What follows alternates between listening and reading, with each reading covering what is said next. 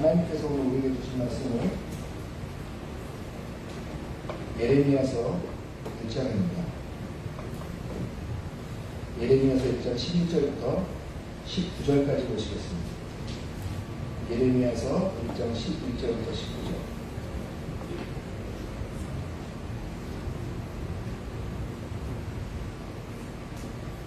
제가 이 성경으로는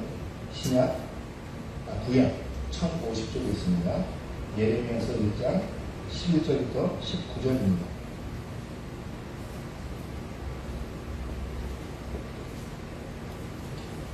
제가 한 절, 여러분들 한 절 이렇게 함께 읽겠습니다. 예레미야서 11장 1절부터 19절까지입니다. 마지막 한 절을 함께 합독하시겠습니다.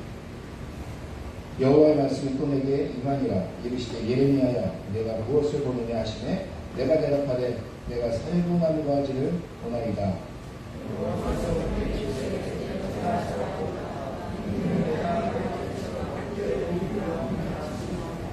여호와의 말씀이 다시 내게 임하니라. 이르시되 내가 무엇을 보느냐 대답하되 끓는 가마를 보나이다. 그 윗면이 북에서부터 기울어졌나이다 하니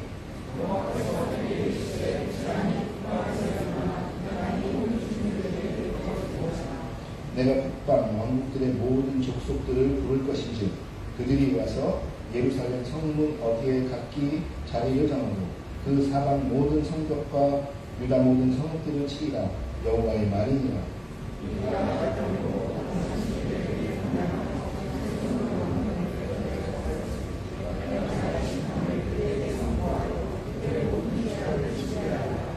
그러므로 너는 내 허리를 동이고 일어나 내가 내게 명령한 바를 다 그들에게 말하라. 그들 때문에 두려워하지 말라. 내가 그들 앞에서 두려움을 당하지 않게 하리라.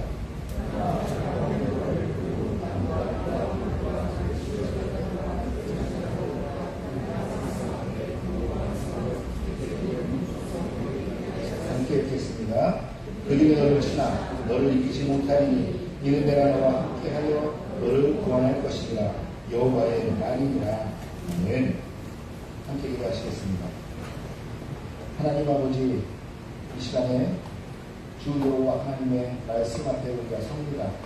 아버지, 이 시간에 주께서 우리에게 말씀하여 주시며 그 가운데 주께서 우리에게 꼭 나에게 꼭 하시는 말씀을 이 시간 들을 수 있도록 우리의 귀와 눈과 모든 것을 열어 주를 보게 하여 주시옵소서. 우리의 마음을 앗아가지 못하도록 미혹지 못하도록 사탄이 미혹지 못하도록 성령 하나님 지켜보아여 주시옵소서. 예수님의 이름으로 기도하옵나이다. 아멘.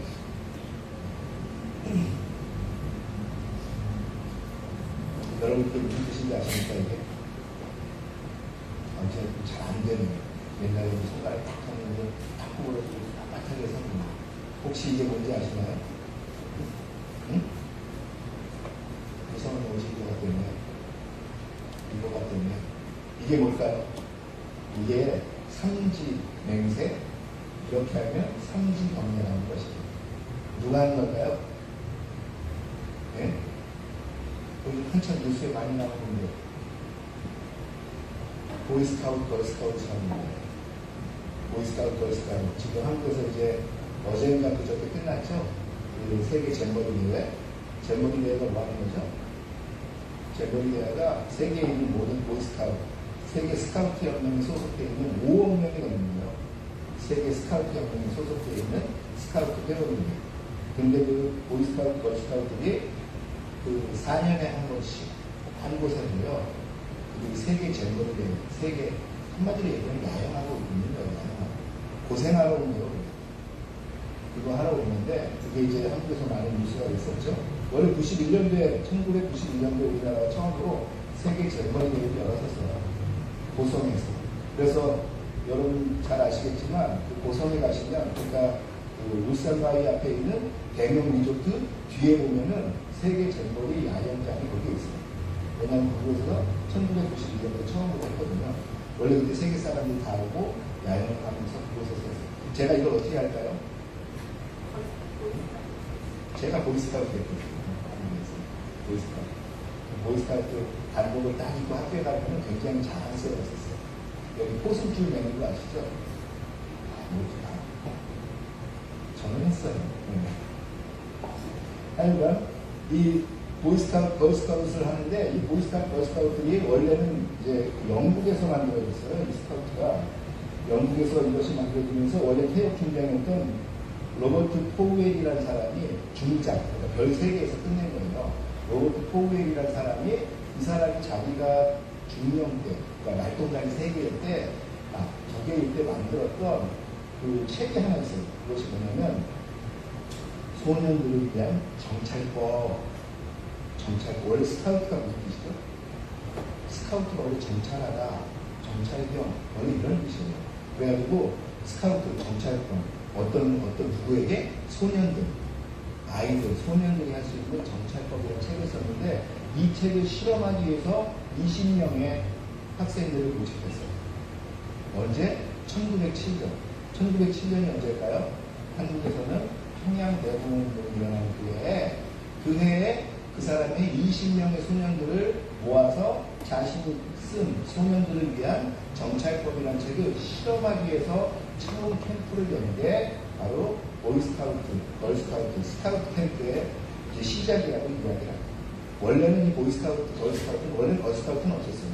보이스카우트만 있었고 원래는 이게 군사적인 목적이 강했어요.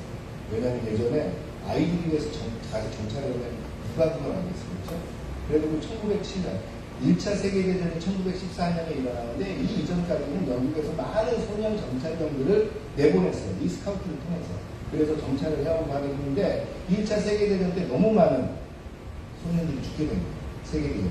그래서 그때 이들의 그 스태투스, 그러니까 이들의 목적이 조금 달라지면서 어떻게 됐냐면 이제는 그것이 아니라 좀 세계 평화증진과 서로 간의 교류를 위해서 이들의 목적이 원래는 정찰에서 전투적인 목적에서 전쟁의 목적에서 이들이 소년들의 평화와 관계성, 우호증진을 위한 것으로 바꿨어요. 그러면서 지금까지 이 보이스카우트, 걸스카우트 이 존재가 지금까지 계속 오고 있습니다. 혹시 해보신 분들은 알겠지만 가서 배우는 게 뭐냐면요. 생존법이에요. 텐트 치고 어떻게 살 수 있나, 무엇을 어떻게 해먹을 수 있나, 나무로 불을 어떻게 필 수 있나, 어떻게 동물 잡을 수 있나, 뭐 이런 생존법을 가르치는 거예요. 그런 것인데 이런 건데 이렇게 딱 하면서 경례를 할 때 이 구호가 뭔지, 경례 구호가 뭔지 아세요?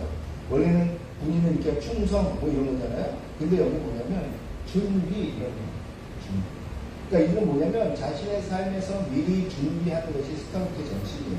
준비하면서 그들은 내가 모든 것에 준비하겠다라는 의미에서 그 스카우트는 경례를 할 때도 준비 이러고 합니다. 제 초등학교 3학년 때 처음 한번 해봤는데요. 저도 몇 번 안 해봤어요. 근데 항상 준비 이러면서 이제 큰 목소리로 내라고 선생님이 항상 이렇게 했던 게 지금도 제가 기억이 납니다. 이 스카우트 정신에서 가장 중요한 건 뭐냐면 항상 나의 삶 속에서 먼저 준비하는 그러한 삶을 배우는 것이 스카우트라는 그 정신이에요. 그런데 이번에 보니까 그 새만금에서 열린 그 스카우트는 준비가 잘 안 된 것 같더라고요. 스카우트 정신에 유배되는 것 같아요, 제 생각에. 준비가 잘 안 돼서 이번에 좀 약간 갈팡질팡이 있었던 것 같습니다. 이처럼 보이스카우트나 걸스카우트에서 가장 중요하게 생각하는 것이 준비예요. 어릴 때부터 아이들이 자라날 때 그들의 삶 속에서 그들이 어떻게 자라나야 되는지, 그들이 무엇을 준비하며 살아야 되는지, 그들이 살기 위해서 어떠한 생존의 위협 속에서도 그들이 무엇으로 준비되어 있으면 어떠한 생존의 위협 속에서도 그들이 살 수 있다는 생각을 가지고 그들은 준비하는 삶을 준비하는 게 바로 스카우트 정신입니다. 여러분, 근데 이것은 과연 스카우트만의 정신인가요? 그렇진 않습니다. 우리 그리스도인들도 이 준비하는 삶을 살아가는 것입니다. 우리 그리스도인들은 첫째는 하나님 나라를 위해서, 하나님 나라 저 언젠가 우리가 죽으면 가야 할, 우리가 죽고 나서 가야 할, 아니 하지만 어떠한 사람들은 죽지 않고도 들리는 바가 갈 수 있겠죠. 이렇게 가야 할 하나님의 나라를 준비하며 살아가는 사람들이 바로 우리들이에요. 그리고 또한 우리는 그리스도인으로서 다시 우리의 삶을 준비하며 살아가야 되는 사람들이 바로 우리 그리스도인이라는 것입니다. 우리 그리스도인들은 하나님이 베드로전서에서도 얘기했고 에베소서에도 얘기했고 바울서신에 많이 이야기하지만 우리는 이미 구별된 사람, 우리는 세상 사람들과 다른 사람, 우리는 그들과 같은 곳에서 같은 방식으로 살아가는 것 같지만 우리는 그들과는 다른 사람이라고 분명히 바울 사도도 이야기하고 베드로 사도도 이야기하고 주님도 우리에게 이야기합니다.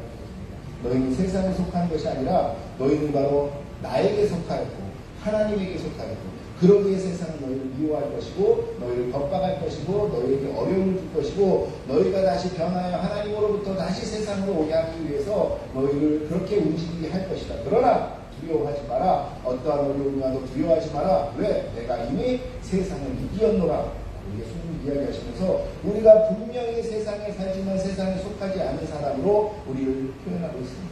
여러분, 그런 것처럼 우리는 세상에 살아가지만 세상에 속하지 않은 사람으로서, 예수님의 사람으로서, 하나님의 사람으로서, 그리스도인으로서 우리는 준비되어가는 과정 속에서 아이가 처음에 태어나 하나하나 준비되어 성인이가 되어가는 것처럼 우리는 하나하나 준비되어져서 우리는 성인의 그리스도인이 되는 것이에요. 여러분, 그리스도인은 처음에 바울이 계속적으로 이야기합니다. 너희는 걸음마, 젖먹이 단계에서 시작합니다. 그가 갈라디아 교회, 그가 빌립보 교회, 그가 고린도 교회 편지를 하면서 이야기하는 것은 뭐냐면 내가 너희를 젖먹이처럼 내가 키웠는데 언제까지 너희가 젖먹이 상태로 계속 살려고 하느냐. 너희가 딱딱한 음식을 먹을 수 있는 성인까지 자라서 너희가 젖먹이들을 키워내야 될 것 아니냐 라고 이야기하면서 우리 그리스도인들이 계속적으로 성장하는 것을 강조하고 있습니다. 바로 우리가 준비가 되지 않으면 우리는 정확하게 하나님의 방식으로 성장할 수 없다라는 것입니다. 그것을 위해서 오늘 성경은 이야기하는 것이 한 가지가 있는데 그것을 우리 오늘 한번 살펴보려 합니다. 우리 지난 시간에 예레미야서를 시작한다고 이야기했습니다. 예레미야서를 시작하면서 이 예레미야서는 가장 예레미야는 무슨 선지자? 눈물의 선지자. 한 번도 그가 선지자가 되고 한 번도 그가 기쁨으로 그가 예언을 한 적이 없었고 그는 내 조국, 내 가족, 나의 친족, 나의 백성들, 나의 나라 사람들이 곧 멸망할 것을 하나님을 대신해서 예언해야 되는 사람이 예레미야라고 했어요. 예레미야는 가장 이스라엘의 역사 가운데 가장 격동의 시간을 보내며 그 격동의 시간 가운데 그는 하나님의 예언을 선포해가며 사는 사람이라고 했어요. 그 격동의 시간, 아시리아는 거대한 제국이 무너지기 시작하면서 다시 일어나는 바벨론이 일어나고 메사가 일어나고 애국이 다시 일어나서 이집트가 다시 일어나서 다시 한판 거대한 힘의 전쟁이 일어나는 그 소용돌이 속에서 그 소용돌이가 다가오는 가운데 이스라엘이 과연 어떻게 있어야 하는가 이 상황 가운데에서 그는 이스라엘이 멸망할 것을 이미 알고 예언하며 그것 가운데 우리가 준비할 것을 예언하는 예언자가 바로 예레미야라고 이야기했습니다. 그렇기 때문에 예레미야의 예언을 듣고 그 누구도 따르려 하지 않았어요. 왜 우리가 망하느냐, 왜 우리가 망한다고 이야기하면서 그 예레미야를 겁박하고 협박하고 우리를 힘들게 했어요. 그러나 예레미야에게 하나님이 하시는 말씀은 뭐냐면 너를 어리석다 하지 말고 너를 어리다 하지 말라라는 것이었어요. 나는 이미 너를 너희 어머니 못해 네 어머니 뱃속에 있을 때부터 나는 성스럽게 구별하여 너를 나의 종으로 이미 택했고 나는 너를 예언자, 선지자로 만들기 위해서 나는 너를 택했다라고 이야기했다. 그러면서 너는 어리석다 말하지 말라, 너는 어리다 말하지 말라. 너는 지금부터 가서 내가 말하라고 하는 것만 말하고 내가 가라고 하는 곳에 가서 내가 말하는 것만 전하면 된다. 그리고 담대해져라. 왜? 내가 너와 늘 함께 할 것이다. 라고 하나님은 예레미야에게 이야기했다는 거죠. 하나님은 여러분들을 이미 여러분들이 어머니 태중에 있을 때 아니 어머니 태중에 이미 만들어지기 전부터 하나님은 성별하여 여러분을 구별하셨어요. 왜? 하나님의 그 일, 하나님이 계획하신 일, 하나님이 여러분을 세상에 보내시려는 그 목적 때문에 여러분들을 성별하여 구별하셨다는 것이에요. 여러분은 그러한 목적과 그러한 꿈과 비전을 가지고 있는 사람들이에요. 그 목적대로 가는 사람이 어떠한 사람이냐? 누가 예레미야를 우리가 그는 실패한 사람, 그는 나고자라고 이야기할 수 있겠습니다. 비록 그의 삶이 힘들고 비록 그의 삶이 어려웠지만 그가 하나님의 종으로서 그 모든 것을 다 완수하고 살지 못한 그는 나고자의 인생을 산 사람이라고 이야기했습니다. 아무도 그렇게 얘기할 수 없습니다. 왜? 그는 하나님이 말씀하신 목적을 정확하게 이루었고 하나님이 하나님 말씀을 그대로 전했으며 하나님이 있으라 하는 곳에 그대로 있었기 때문입니다. 여러분 지난주 말미에도 말씀드렸지만 성공한 자는 누구냐? 하나님이 말하라고 하는 것, 하나님이 있으라고 하는 것, 하나님이 하라고 하는 것을 감당하며 살아가는 사람이 비록 세상의 눈에서 볼 때는 네가 그것을 가지고 네가 성공했다고 말할 수 있겠어라고 말할 수 있지만 그 그 사람이 바로 하나님은 성공자라고 이야기한다는 것이에요. 오늘 하나님께서 예레미야를 부르시는데 그 이유는 무엇이냐? 예레미야를 성공시키는 성공자로 만들기 위해서 예레미야를 부르셨다는 것이죠. 그러면서 예레미야 통해서 무엇을 하시려고 하시나? 마지막 10절에 보니까 이렇게 이야기합니다. 하나님께서는 그에게 나는 너를 통해서 그것들을 뽑아내고 파괴하고 파멸하고 넘어뜨리고 건설하고 심으려고 한다. 나는 내가 없는 곳에 다시 세상 가운데서 나의 뜻대로 되지 않은 이 세상 가운데 하나님의 왕국과 배치되는 모든 것들을 넘어뜨리고 쓰러뜨리고 파괴시켜 다시 건설하는데 나는 너를 사용하지 않는다. 예레미야가 금수저라고 해서 흙수저라고 했어요. 네? 예레미야가 그는 아나도스 사람으로 이미 멸망한 이미 배척당한 제사장의 집안에 아들입니다. 그는 예루살렘에서 예언하거나 예루살렘에서 제사를 드리는 사람이 아니라고 했어요. 예루살렘에 이미 권세를 틀어잡고 있는 예루살렘에 이미 메인 제사장들이 다 그곳에 있었고 그는 아나도시라는 곳에 귀양 가서 살고 있던 제사장의 자식이었어요. 그는 흙수저 중에 제사장을 보면 흙수저 중에 흙수저라고 얘기해요. 하나님은 여러분의 상황 때문에 하나님은 여러분의 어떠한 위치 때문에 여러분을 택하지 않으십니다. 하나님께 택함을 받은 그 순간에 여러분은 이미 금수저를 물은 것이고 하나님은 이미 여러분을 언제서부터 택했느냐? 어머니 뱃속에서부터 있을 때부터 택했기 때문에 여러분은 태어날 때부터 흙수저입니까? 금수저입니까? 흙수저입니까? 금수저입니까? 목사님한테 금수저예요. 라고 이야기할 수 있는 사람이 세상에 어디 있어요? 하나님은 절대로 여러분을 흙수저로 보시지 않는다라는 것이죠. 오늘 그 예레미야에게 하나님이 드디어 환상을 보이십니다. 그 첫 번째 환상은 뭐냐? 우리가 잘 아는 살근하고 환상.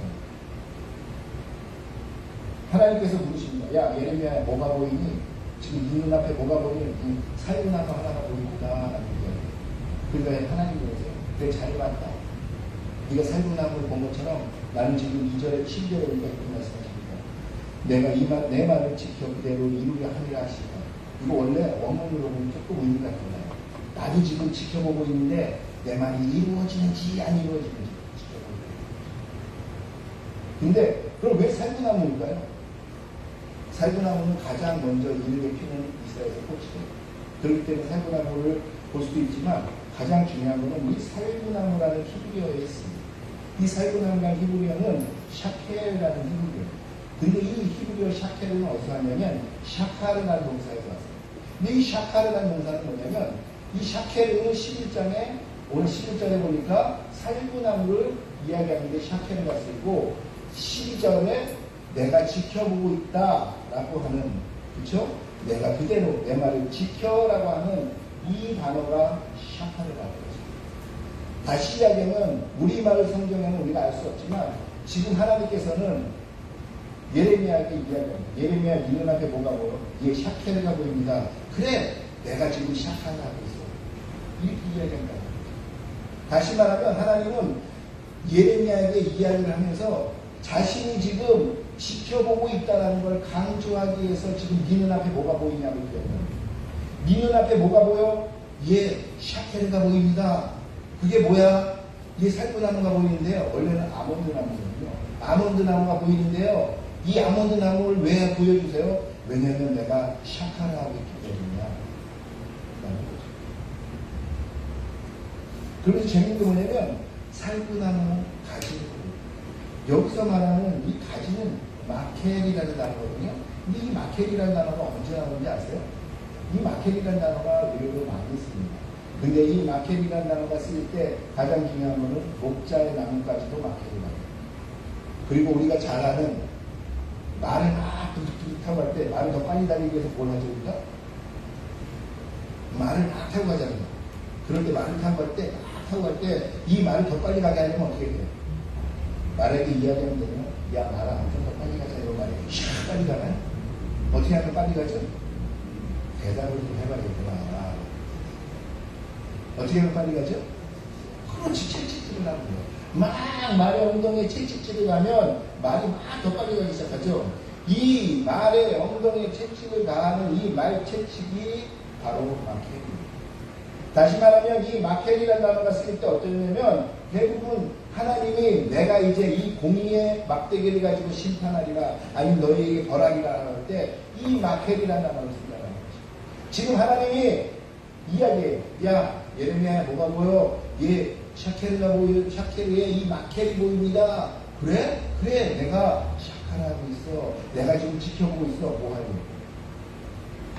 지금 심판하고. 근데 오늘 성경에 뭐냐면 내 말이 이루어지는지 안 이루어지는지. 그게 어떤 말일까요? 그게 바로 1장 지난번 마지막에 온 10절이에요. 내가 너를 통해서 뽑아내고 무너뜨리고 파괴시키고 다시 건설하고 씨를 심겠다. 이 일이 일어나는지 안 일어나는지 내가 지켜보고 있다는 것이겠죠. 다시 말하면 뽑아내고 무너뜨리고 파괴시켜서 다시 하나님 것으로 일으켜 세우는 일, 이것이 일어나는지 안 일어나는지, 너희에게 일어나는지 안 일어나는지 내가 지금 지켜보고 있다는 것이에요. 그러면서 하나님께서 또 한 가지 환상을 보여주십니다. 그것은 뭐냐면 바로 끓는 소, 끓는 가마솥의 환상입니다. 지금 물이 펄펄 끓는 가마솥이 있는데 이 펄펄 끓는 가마솥에 이 주둥이가 어디에 있나, 어디서부터 끝나 있더니 북쪽을 향해 있는 것을 볼 수 있어요. 보통 보면 이렇게 끓는 물을 통해서 하나님이 뭘 많이 얘기하시냐면 지금 그 끓는 물은 위기, 힘든, 어려움 이런 것을 얘기해요. 지금 그게 어디서부터 오냐? 이제 북쪽에서 올 거야. 지금 두 가지 환상을 보여주시는데 하나는 살균나무까지의 환상을 보여주시면서 날 심판할 거야 라고 이야기하고 있고 그 심판이 이루어지는 날 지켜보고 있어 라고 이야기하고 있고 그 심판은 누구를 통해서 이루어지냐면 북쪽 민족을 통해서 내가 분명하게 심판할 거야 라고 하나님이 이야기하신다는 거죠. 그런데 재밌는 말은 거죠. 여러분 얼마나 하나님이 지금 강하게 이야기하시냐면요, 이 샤파르라는 데가 지켜보고 있다. 이게 원치아웃이거든요. 지켜보고 있는데요. 이게 어떠한 의미를 포함한 어떠한 의미에서 나누냐면 그럴 것 같으니까 표범이 어두운 데서 지켜보는 거예요. 여러분 표범이 어두운 데서 지켜보는 이유가 뭘까요? 응? 표범이 원래 까맣고 있지 않아요? 표범이 그렇게 지켜보는 이유가 뭐예요? 표범이 지켜보는 이유는 곧 내가 가서 널 잡아먹을 거야. 그 잡아먹을 타이밍을 보고 있는 거예요. 이 샤카르라는 의사는 지금 표범이 웅크리고 앉아 가만히 있으면서 그것을 지켜보고 있는 것 같은 형국으로 하나님이 지금 이스라엘 너희가 지금 내 말이 이루어지는지 안 이루어지는지 지켜보고 있다는 거죠. 그런데 누굴 통해서 내가 이룰 거라고 이야기하냐면 북쪽 민족, 북방의 왕들을 통해서 내가 너를 했다라고 이야기한다는 거죠. 그러면서 재밌는 게 두 가지 환상을 연속적으로 이야기했어요. 두 가지 환상. 여러분 두 가지 무언 환상을 연속적으로 이야기한 경우가 여러분 기억 속에 있나요? 성경에 보면 누가 두 가지의 꿈을 연속적으로 꿔요.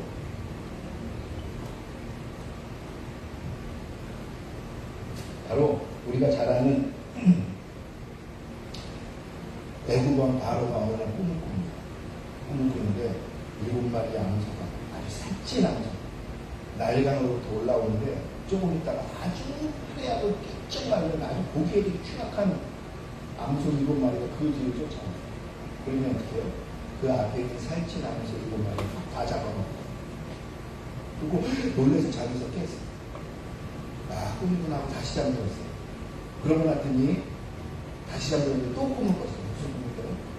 이번에는 이삭이었는데 아주 탐스럽고 아주 실과가 아주 살찐 탐스러운 이삭이 7개가 열렸어요. 야 내가 이번에 농사 성공했구나 라고 생각하는데 그 뒤에 7개의 이삭이 열렸는데 어떤 이삭이냐면 완전히 말라서 보기에도 흉측한 7개의 이삭이었어요. 그러면 어떻게 해요? 그 7개의 마른 이삭이 그 살찐 이삭 7개를 잡아먹어요. 그가 너무 꿈이 이상해서 사람들이 그 애굽의 이집트의 많은 박수들과 문단들을 불러서 하지만 그때 누굴 부르죠? 요셉을 부릅니다. 요셉을 부르면서 요셉에게 꿈을 해몽을 시켜요. 꿈 해몽을 시켰던 요셉이 이렇게 얘기해요. 왕이시여, 7개는 7년이 끝나고 7년의 풍년과 7년의 흉년이 있을 겁니다. 그러나 나중에 올 7년의 흉년이 너무 강하기 때문에 7년의 풍년이 있었는지를 까먹을 정도로 그 7년의 흉년이 극심하게 올 것입니다. 그렇기 때문에 7년의 흉년을 대비하십시오. 라고 이렇게 얘기합니다. 그러면서 41장 32절에 요셉이 뭐라고 얘기하냐면 바로께서 꿈을 2번 겹쳐 꾸신 것은 하나님이 이 일을 정하셨으므로 하나님이 속히 행하실 것입니다. 2번 꿈을 겹쳐 꾸는 이유가 뭐냐면 하나님이 이미 하기로 결심하셨고 하나님이 속히 그 일을 행하실 거라는 거예요. 오늘 첫 번째로 예레미야에게 하나님이 환상을 보이시는데 2가지의 환상을 하나님이 한꺼번에 보여주세요. 이것은 뭐냐면 요셉의 말대로 하면 하나님이 이미 정하셨고 하나님이 이미 그것을 속히 행한다는 말씀입니다.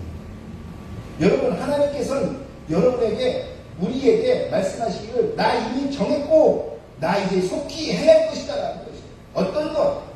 북방민족을 통해서 네 주변 사람들을 통해서 너의 주변의 어려운 사람들을 통해서 너에게 어려움을 줄 것이다라는 거죠.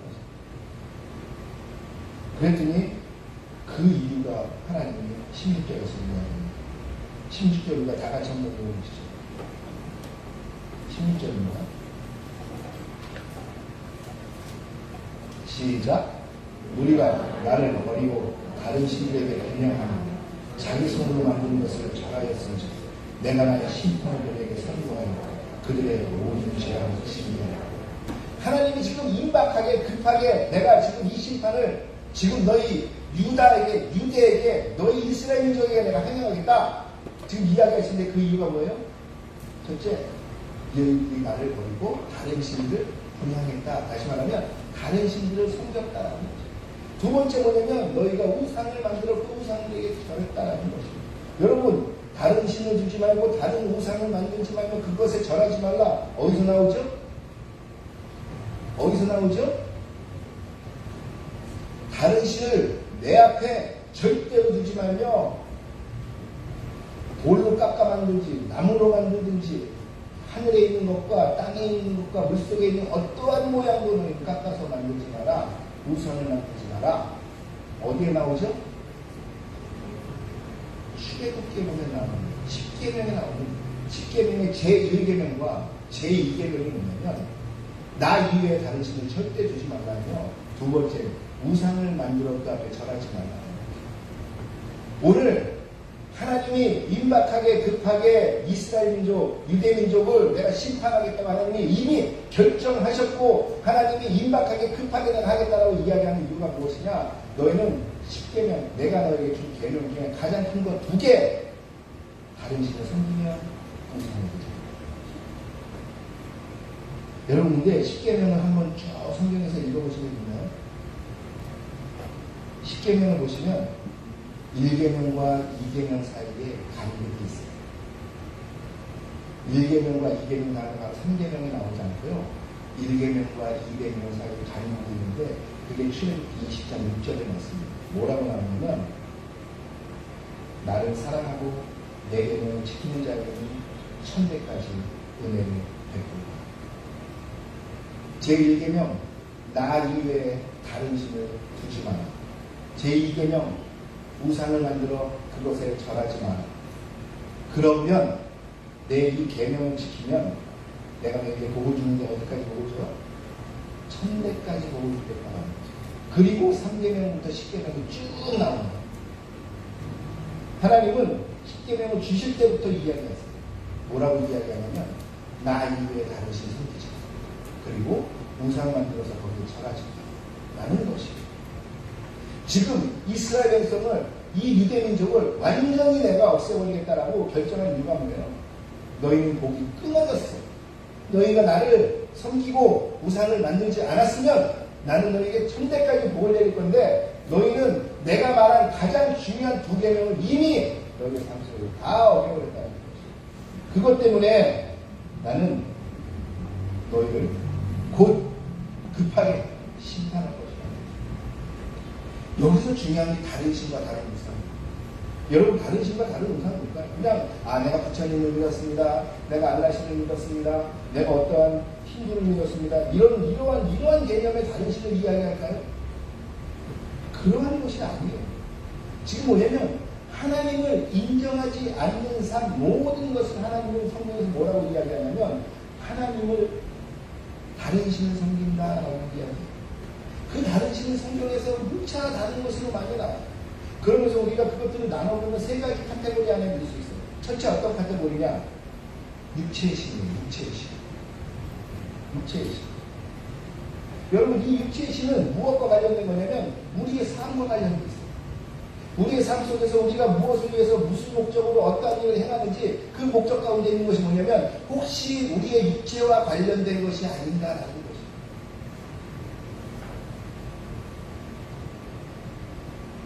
바울이 이렇게 얘기합니다.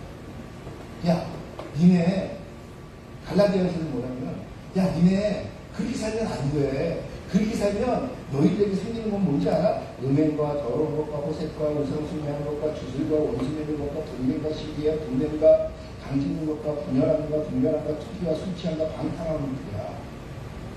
이것을 뭐라고 바울이 얘기하냐면 육체의 소욕에 따라 사는 육체의 열매라고 얘기합니다.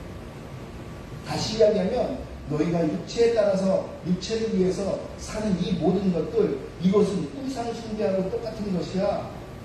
너희는 성령에 따라 살지 않고 너희 육체에 따라 사는 것은 하나님 딱 한마디로 얘기하는데 우상 숭배하는 것과 똑같은 것이야. 너희는 다른 신을 섬기는 것 똑같은 것이야 라고 이야기한다는 것이에요.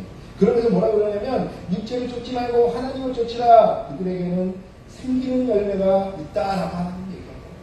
바로 너희는 육체를 따라 살겠다는 것이 아니라 성령을 따라 살아. 너희는 육체대로 너희가 너희 육체를 신으로 만들어서 너희가 그것을 가장 중요한 가치로 삼고 살지 말고 너희는 그것이 아니라 성령께서 너희 가장 중요한 가치로 삼고 그 성령을 따라 살라라는 것이에요. 그럴 때 우리가 잘 아는 성령의 9가지 열매가 우리 속에서 맺히기 시작한다는 것을 갈라디아서를 통해서 우리에게 이야기하신다는 것이죠. 그게 뭐예요? 그게 바로 사랑과 희락과 화평과 오래 참음과 자비와 양선과 충성과 온유와 절제. 이 9가지 열매가 맺히는데 너희가 육체에 관련된 모든 것들을 목적으로 사는 것은 하나님은 우상과 다른 신을 섬기는 것으로 하나님은 간주하신다라는 것이에요. 그 사람들에게 남는 것은 오직 무엇이냐? 하나님의 심판과 그 다음에 그들은 절망으로 갈 수밖에 없다는 거죠. 여러분, 이 육체 가운데 무엇도 있는지 아세요? 여러분의 가족도 하나님은 나보다 너희 가족을 사랑하지 말라고 그래요. 너희 자녀를, 너희 부모를 나보다 사랑하지 말라고 얘기합니다. 여러분, 가족도 만약에 하나님보다 먼저 섬기면 그것을 하나님은 다른 신, 그리고 다른 우상으로 생각한다는 것이에요. 어느 날 제자들이 예수님이 열심히 사역하는데 제자들이 예수님께로 와요. 주님, 벌써 몇 시간째 밖에서 주님의 어머니와 가족들이 형제들이 기다리고 있습니다. 주님, 만나보셔야죠 라고 얘기할 때 예수님이 딱 한마디 얘기해요. 누가 나의 어머니이며 누가 나의 가족들이냐? 지금 여기에 있는 사람들, 바로 이 사람들이 나의 가족과 나의 형제들이다 라고 얘기하면서 이렇게 얘기했어요. 예수께서 대답하여 이르시되 내 어머니와 내 동생들은 곧 하나님의 말씀을 듣고 행하는 이 사람들이다. 예수님께서 어머니 마리아를 사랑하셨어요? 안 사랑하셨어요? 예수님이 인간으로 마지막 십자가에 달릴 때까지도 마지막으로 걱정한 사람이 누구냐? 그 어머니 마리아였어요. 그런데 그 어머니 마리아가 지금 밖에서 몇 시간째 기다리고 있는데도 예수님께서는 뭐라고 얘기하시냐면 그 어머니 마리아보다 지금 하나님의 뜻대로 행하는 이 사람들, 나와 함께 있는 이 사람들이 바로 나의 어머니이며 나의 형제이며 나의 가족이라 이야기한다는 거죠. 바로 무엇이냐면 하나님의 뜻과 하나님의 것을 먼저 분별하며 그렇게 하나님의 것을 생각하며 살아가는 사람들, 이 사람들보다 만약에 나의 가족이 먼저 된다면 하나님은 그것들을 전부 다 우상과 다른 신으로 하는 것입니다. 여러분, 그러면서 하나님이 아브라함에게 마지막 뭘로 그를 시험하세요? 아브라함을 시험하실 때 그가 백세에 난 그 아들을 나에게 모리아산 꼭대기에서 번제로 드리라는 거였어요. 번제로. 네가 나를 사랑하는지 네 아들을 사랑하는지 나는 확인해 봐야겠다는 거예요. 내가 너를 복의 근원으로 만들고 내가 너를 복으로 만들 건데 그렇게 하기 위해서 나는 너를 확인해야겠다는 거지. 네 아들이야 나야 둘 중에 하나 정해 라는 거죠. 몇 살에 낳죠 그 아들은? 100살에 낳았어요. 100살. 그 아들 낳기 위해서 여러 가지 우여곡절이 있었는데 그 100세에 난 그 아들을 하나님은 이야기했어요. 이삭이야 나야 결정. 아브라함이 하나님을 이삭 대신에 결정했을 때 하나님이 뭐라 말씀하시냐면 아브라함아 네가 진정으로 나를 사랑하고 나를 섬기는 것을 나를 경외하는 줄을 이제야 알겠다라고 해요. 그러면서 드디어 하나님의 복의 말씀들이 터져나오기 시작해요.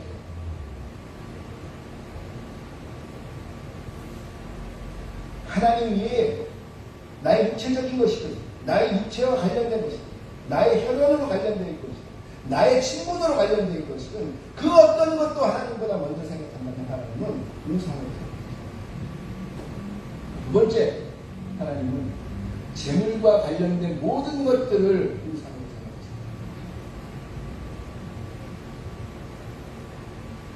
마태복음 6장은 재물과 산상수훈의 한 가지인데 재물과 너무 관련된 것입니다. 6장에서. 그러면서 거기서 이야기하시는 것이 바로 마태복음 6장 24절에 이렇게 말씀하십니다.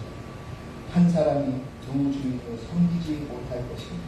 혹 이를 미워하고 저를 사랑하거나 혹 이를 중히 여기고 저를 경히 여기며 너희가 하나님과 재물을 경하여 섬기지 못하느니라.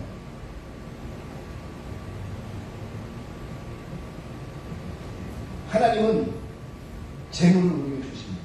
그런데 그 재물을 우상화, 신격화하지 말라는 거죠. 그 재물을 더 사랑하지 말라는 거죠. 그 재물을 부어주시는 그 하나님을 사랑하라는 거죠. 근데 우리의 사회는 지금 어떻습니까? 우리가 과연 지금 재물을 버는 이유가 어디에 있습니까? 그 재물보다 하나님 잠시만요. 제가 잠깐 오늘은 좀 어렵겠어요. 하나님 이해하시죠? 이런 경우가 많나요? 아니면 재물을 포기하고 하나님께 나가는 거예요. 하나님은 이해해 주실 거예요. 아니, 이해해 주기를 바라는 마음으로 그 말씀을 하지 않아요. 그럴 때 하나님은 뭐라고 얘기하냐면 너는 이미 다른 신을 분양했고 그리고 다른 우상을 만들어 거기에 차렸다. 예수님은 그러면서 계속 6장에서 이야기하시는 뭐라고 얘기하냐면 그러므로 염려하여 이르기를 무엇을 먹을까 무엇을 마실까 무엇을 입을까 하지 말라. 이는 다 이방인들이 구하는 것이라. 너희 하나님 아버지께서 이 모든 것을 너희에게 있어야 할 줄 이미 아시니 그런 중 너희는 먼저 그의 나라와 의를 구하라. 그리하면 이 모든 것을 너희에게 더하실 것이다. 누구를 먼저 섬기냐? 예수님께서 누구를 먼저 재물과 하나님 사이에서 하나님을 섬기면 그 재물까지도 하나님이 더하실까요? 여러분 독일의 유명한 철학자 이 철학자 이전의 철학과 이후의 철학으로 나뉘죠. 유명한 철학자 칸트는 임마누엘 칸트는 이렇게 말합니다. 재물은 생활을 위한 수단일 뿐 그 자체가 인생의 목적인 것이 없다. 6장에서 또 이렇게 얘기합니다. 마태복음 중에 너희를 위하여 보물을 땅에 쌓아두지만 거기는 좀과 동물을 하여 도둑이 구멍을 뚫고 도둑질하니 오직 너희를 위하여 보물을 하늘에 쌓아두 거기는 좀이나 동물이 해하지 못하며 도둑이 구멍을 뚫지도 못하고 도둑질도 못하느니라. 하나님께 같이 그럴 때 그 재물을 앗아갈 자가 아무도 없다는 것입니다. 여러분 재물은 여러분들의 꿈을 이루고 비전을 이루고 하나님의 가치를 이루는 수단일 뿐이에요. 하나님이 주시는 수단이에요. 하나님이 주시는 어떠한 툴일 뿐이에요. 그 툴을 목적으로 삼는 자는 미련한 자예요. 왜? 목적이 따로 있는데 목적이 변경이 됐어요. 그 수단을 목적화 삼아. 여러분의 목적은 어디까지 가야 되냐? 그 수단들을 통하여 여러분의 삶이 세상 가운데 행복하고 여러분의 삶의 행복이 세상 사람들에게 영향력을 주는 데까지 가야 된다는 거죠. 그런데 그 목적을 중간에서 포기하고 지금 이 수단이 뭐 나의 목적으로 변질되는 순간 여러분은 진정한 행복과 진정한 하나님의 그 참 사랑을 느낄 수 없고 세상 가운데 영향력을 줄 수 있는 사람으로 살아갈 수 없다는 거죠. 마지막으로 무슨 신이냐? 바로 우리의 내적인 이상, 우리의 영혼의 신이라고 하는 게 여러분, 어떤 이들은 물질 필요 없습니다. 다 필요 없습니다. 저는 지식만 쌓으면 돼요. 하나님은 자언서에서 이렇게 얘기하십니다. 여호와를 경외하는 것이 지식의 근본이라고 얘기했습니다. 우리가 쌓기를 목적으로 삼는 지식, 그것도 수단일 뿐이라는 것이에요. 어디로 가기 위한? 하나님을 경외하기 위해. 호세아서에서 지금 호세아가 계속 예언을 합니다. 이 이스라엘 백성이 망해서 이제 조금 있으면 없어지겠구나. 너희들 왜 그러니? 제발 좀 하나님께 돌아와라라고 이야기하는데 그때 하나님이 이스라엘 백성에게 한탄하시듯이 이야기하시는 것이 호세아서 4장에 나오는데 뭐라고 이야기하시냐면 이렇게 내 백성이 지식이 없음으로 망하는 거예요. 근데 이 지식이 뭔지를 호세아서 4장 1절에 이렇게 얘기해요. 이스라엘 자손들아 여호와의 말씀을 들으라. 여호와께서 이 땅의 주민과 논쟁하시나니 이 땅에는 진실도 없고 인애도 없고 하나님을 아는 지식도 없다. 지금 이스라엘 가운데 그곳에는 지금 보니까 무엇이 없어요? 거기에는 진실도 없고 인애, 사랑도 없고 더 중요한 하나님을 아는 지식이 없고 그렇기 때문에 이 지식이 없기 때문에 이스라엘이 어떻게 돼요? 곧 아시리아에게 멸망당합니다. 호세아가 예언을 눈물로 예언을 해요. 너희가 하나님을 그 아는 지식이 없습니다. 여러분, 지식은 하나님께 경외하기 위한 수단일 뿐이에요. 지식은. 권력. 저는 돈 필요 없습니다. 권력만 있으면 돼요. 권력을 쟁취하기 위해서 얼마나 많은 사람들이 그 권력을 향해 달려갑니까? 그 알려는 조그만 권력. 제가 한번 이야기했죠. 제가 어느 날 아르바이트 하다가 아파트에서 배추 팔고 있는데 그때 다짐하게 하다가 아들을 낳으면 아파트 경비시키고 딸을 낳으면 아파트 분회장 시키고 그 별것도 아닌 그 권력, 그 자신이 갖고 있는 그 조그만 그 자신이 갖고 있는 그 권한, 그것을 통해서 사람들에게 갈취하려고 하고 사람들 위해 군림하려고 하고. 여러분 아들 낳으면 아파트 경비시키고 싶으세요? 그걸 위해서 아이들 공부시키죠? 제가 얼마나 그게 그랬으면 아들 낳으면 꼭 아파트 경비시키겠다고 그랬어요. 그 얼마나 제가 볼 때 얼마나 웃겼으면 아파트 딸 낳으면 꼭 아파트 분회장 시키겠다고 했어요. 그 알량은 뭐예요? 하나님 뭐라 그러는지 아세요? 야, 세상에 있는 모든 권력 거기 순종을 연자 하나님께서 주신 거기 때문에 모든 권력 위에 있는 분은 바로 하나님이라고 로마서에서 우리 바울 사도는 이야기합니다. 전도서에서도 전도자가 뭐라 그러냐면 너희 왕에게 충성해라 라고 얘기해요. 그럼 하는 얘기가 뭐냐면 왜 그런지 알아? 그 왕의 권력을 하나님께서 주셨기 때문에 여러분의 꿈과 비전 그걸 향해 달려가는 사람이 있어요. 꿈과 비전마저도 하나님께서 주시지 않으면 이루어주시지 않으면 아무것도 아니라고 이미 전도자들이 이야기했고 잠언서에도 이야기합니다. 사람이 마음으로 자기의 일을 계획할지라도 그 걸음을 인도하시는 분은 누구다? 하나님이라고. 나폴레옹이 러시아를 침공하러 들어가려고 쫙 침하는데 자기가 연문을 뿌리던 어떤 귀족 부인에게 자신을 자랑하려고 이야기하기 시작합니다. 내가 이러이러한 계획을 가지고 러시아를 쳐들어가서 할 건데 이거는 확실한 계획이에요. 이제 러시아는 조금 있으면 우리 프랑스에게 무릎을 꿇고 내가 그 러시아를 정복할 거예요 라고 이야기했더니 그 귀족 부인이 나지막하게 한마디입니다. 그러나 그것을 이루시는 분도 하나님이십니다 라고 얘기했는데 나폴레옹이 뭐라고 했어요? 아니요, 이 계획을 세운 것도 나 나폴레옹이고 이 계획을 이룰 사람도 나폴레옹입니다. 여러분, 러시아 전투가 프랑스가 러시아 전투를 통해서 어떻게 됐죠?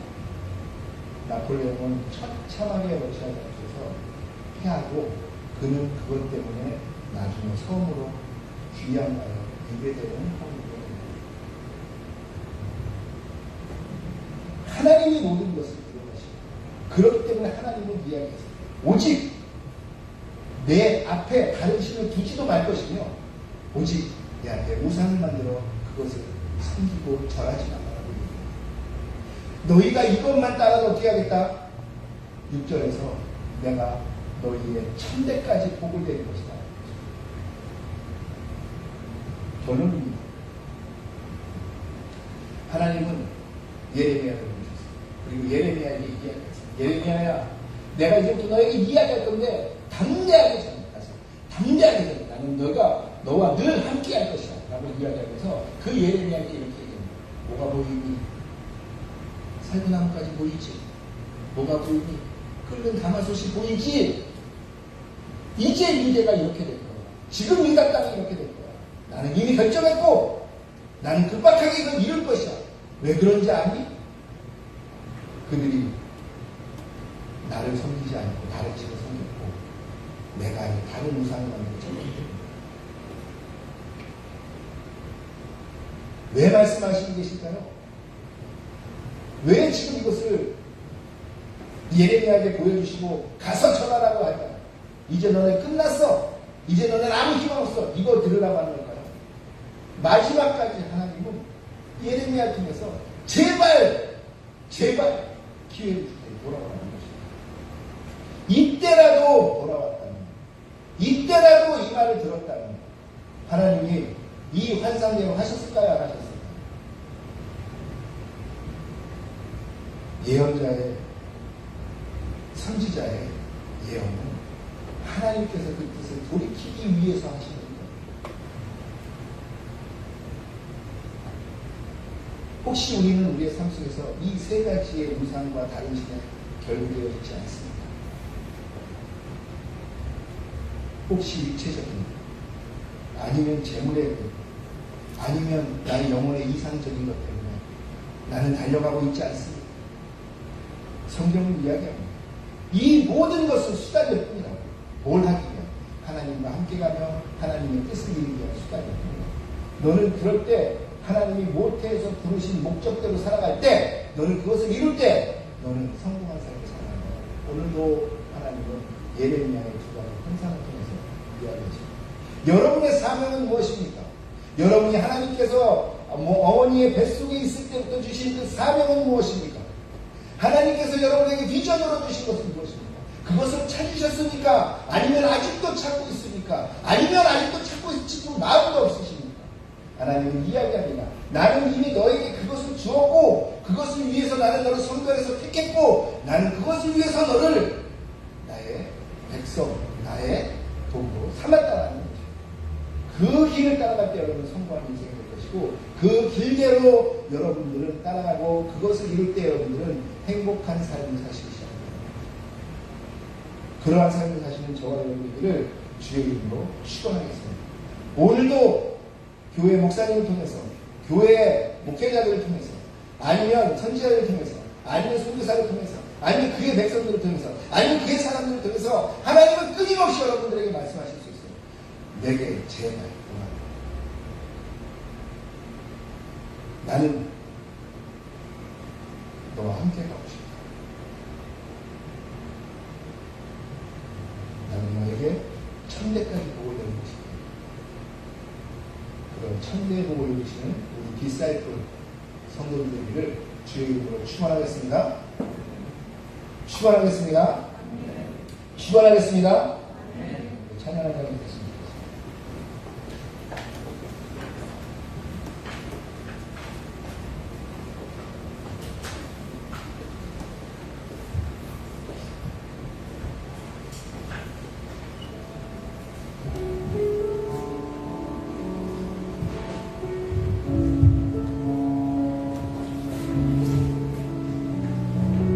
우리의 영혼이 오직 잠잠히 하나님과 살았으면 좋겠습니다.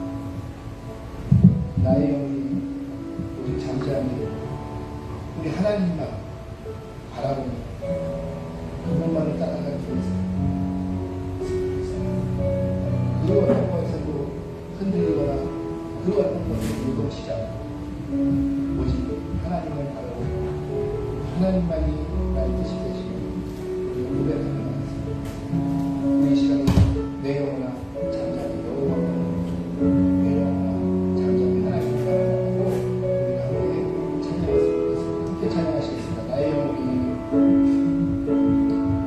나의 영혼이 잠잠히 하나님과 바라보고 나의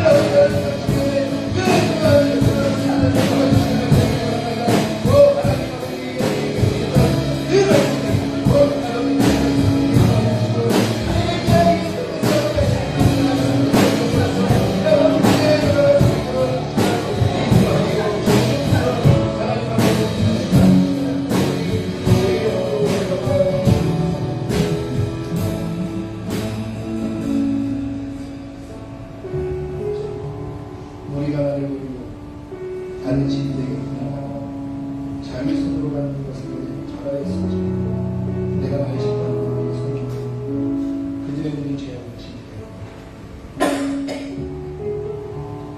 하나님 아버지, 이 말씀을 통하여 오늘도 그러니 나에게 돌아오라 말씀하시고 그 하나님 아버지의 사랑을 다시 경험케 하였습니다. 아버지, 우리가 다시 아버지께 돌아가게 하여 주시옵소서. 혹시 내 삶 속에서 나의 육체와 연관된 것들, 나의 물질과 연관된 것들, 나의 영혼과 이상과 연관된 것들이 혹시 아버지 대신에 그 자리를 찾아하고 있지 않습니다. 하나님 아버지, 다시 한번 우리의 마음을 돌아보게 하여 주시고 그렇다면 아버지 이 말씀을 듣고 다시 아버지께 돌아가게 하여 주시옵소서. 그래서 아버지께서 말씀하신 그 천대의 축복이 우리 가족 가운데, 우리 가문 가운데, 우리 성도들 가운데 넘쳐나게 주시기를 그런 아버지를 우리가 바라고 잠잠히 주옵소서. 주님, 우리를 불쌍히 여겨